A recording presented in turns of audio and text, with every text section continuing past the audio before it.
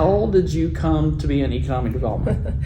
So I was an educator for 20 years. Okay. I taught middle school. Ooh, Yeah. that's, oh, Yeah, I was a trooper. yes. Yeah. Like, no, what? You're built for economic development. If you can. Right.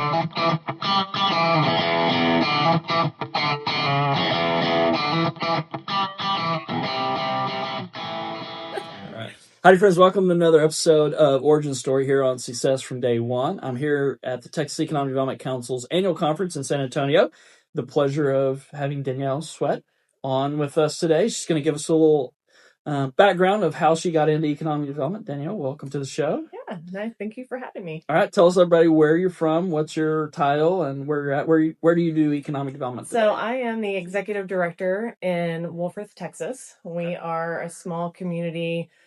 I don't know if we can call it a suburb yet, but we are a suburb of Lubbock, Texas. I can put 1 foot in Lubbock and 1 foot in Wolfforth at the Awesome. same time. Well, so my background started in economic development in Level Line, so I know right where you are and spent a lot of years kind of traveling through Wolfforth on the way to Lubbock and things. All right, so let's talk about how did you come to be in economic development? So I was an educator for 20 years. Okay. I taught middle school. Ooh, Yeah. that's, oh, Yeah, I was a trooper. yes. Like, no, what? You're built for economic development. If you can handle Right. middle school, you're Yeah. good. So my husband and I lived in Fort Worth for a little while, came back, went back to the school where I grew up and taught, and uh, I don't know, I had a friend on city council, and she said, "Hey, how's school going?" And I said, "Not great." And she said, "What do you think about economic development?" And I said, "Well, I don't even know what that is, but tell me about it." And so she said, "Well, Wolford's getting ready to hire their very first economic development director. They've grown by 50% in the last 4 years, and it's time." And I said, "Well, sign me up." And so Okay. here I am. Yeah. So, how have you transitioned from literally, my daughter's going to college for education, and every teacher we say that that's what she's doing, they sort of wince a little bit. They take a deep breath and go, they don't know how to respond. So, but my daughter has said she's not doing middle school. She's like, they're mean and they're like, I don't want to be in the middle school. She wants to do elementary. But so how has that transition been going from one public sector sort of job into now economic development and I think one of my favorite things about my job is that I've been able to stay in the education world. I mean, education is the foundation of economic development. Without great schools, your city's not growing. And without great schools, you're not developing a pipeline of workforce. And so I'm on the foundation for the ISD. I'm hugely involved. I'm on all the advisory committees for the CTE programs, okay. things like that. So the transition there was really natural. It's probably my biggest strength Right. as an economic. So you developer. truly understand the battles that education are fighting from an internal standpoint. It's not just I kind of see what's going on. You really understand some of the challenges they're facing. For sure. Okay. And their hands are tied. They can't go off and offer you a raise.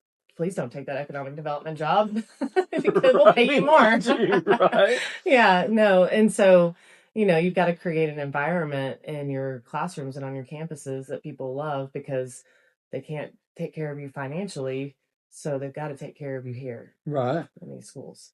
So what's been one of the sort of, I don't know, things that you've learned or sort of aha moments of coming over to the economic development side and sort of learning and getting your feet wet in that industry? I had no idea that there were people behind the scenes that were their job is literally to create jobs, create industry, keep industry in your community to make your community thrive. I had no idea. I don't know what rock I had been living under. I mean, I really don't. And I am, I joke with my husband's an introvert, and obviously I'm not. But I said, and we have these big personalities, and we're so fun. And where have I been? Like, where have I been? It amazes me. I still do talks to small business owners and talking about economic resources that they can plug into. And I'm like, oh no, our city didn't have that. I'm like, I promise you, your city has that. And like, no, we don't have that. I'm like, okay, let's Google this. And like, oh my gosh, I had no idea. Yeah. So I don't know. I think we're loud and we like talk about what we're doing. So Yeah. So how did it get missed? I don't know. right. Yeah. All right. So have you? How long has that been? How long have you been in the? It'll be 3 years in January. Okay. So you've been through a little bit. What are some of the fun projects you've been able to sort of work on? Have you had any? The biggest thing for our community was we didn't have a grocery store. And it's funny because we're a city of 10,000 people. Right. But because Lubbock is right there, people are like, well, why would I want to build retail or grocery or whatever in Wolfforth, Texas, when I can just go right here in Lubbock? Yeah. And so we're literally a bedroom community.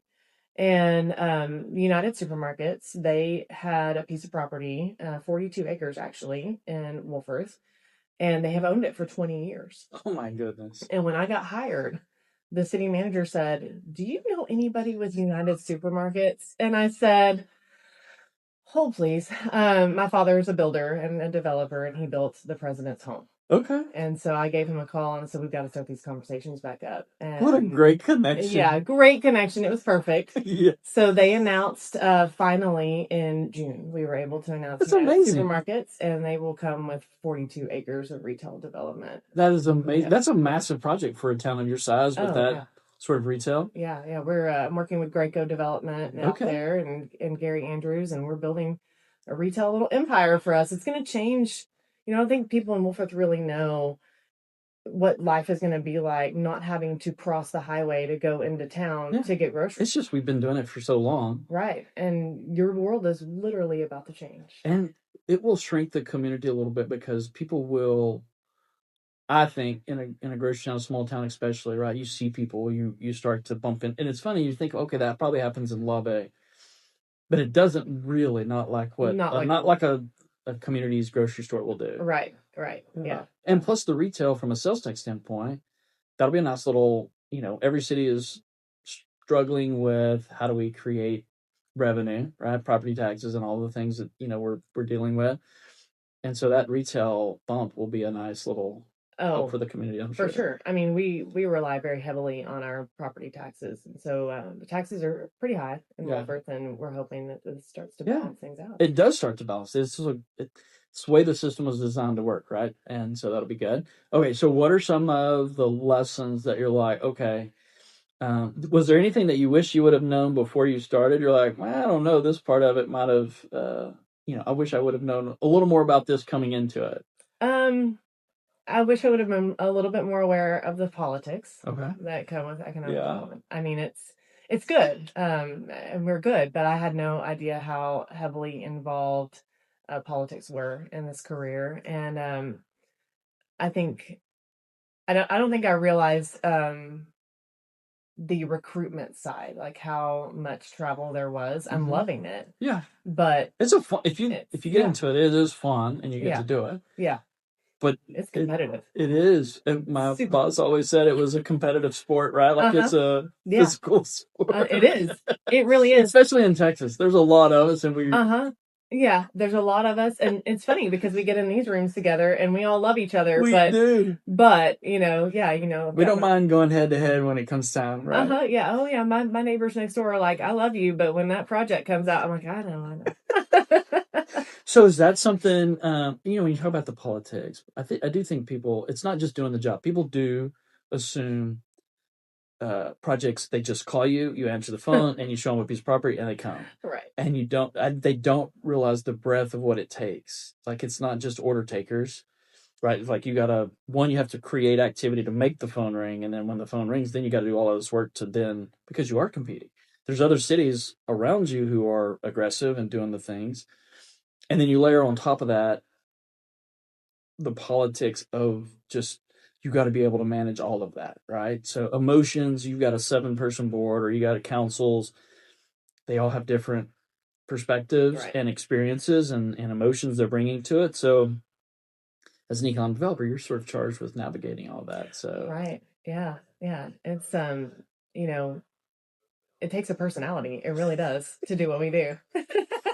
It's part of the fun. That's what we love to do. Well, Danielle, it's been great to have you here to give us a little bit of the story on the backstory. Is there any one thing that you're like, pulled from your educational 20 years in education. Again, thank you for that. That I do truly believe in education and the teachers and the people that none of us would be where we are if we hadn't had an education. Right. And yet sometimes we treat it as if it's a throwaway, it doesn't matter that much, and we're like, it literally is the foundation and the springboard that allows all of the stuff to happen. Right. So thank you for that. Is there something from that background that you think has really like prepared you or lent yourself to economic development? Do you have? Besides just being involved in the pipeline for Yeah. workforce, I think communication skills, working with parents and other educators for 20 years and knowing how to tread lightly when it's time to tread lightly. I think that has really come in handy. There's a skill set to Yes. knowing when to push and when to pull back. And Yeah. I thought you might say something about dealing with the emotions of middle schoolers. Oh yeah. It's not much different than adults. People think it is, my but it's goodness. not. Well, it's obviously you're doing good work. I've watched you on LinkedIn and stuff, and thank you for taking the time and being willing to jump in and be on this show. And it's one of the things I love to do when we come to the conferences to get to know the people. And it's always fascinating. No one that I know of, not many people start out to be an economic developer.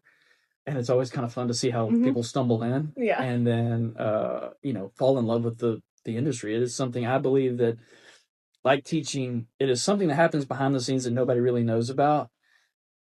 And if we don't continue to invest and help and have that industry, it has great impact for communities, decades down the road. Yes, it does. All right. Well, thank you for being here. Appreciate you for having me. All right. Guys, make it a great day.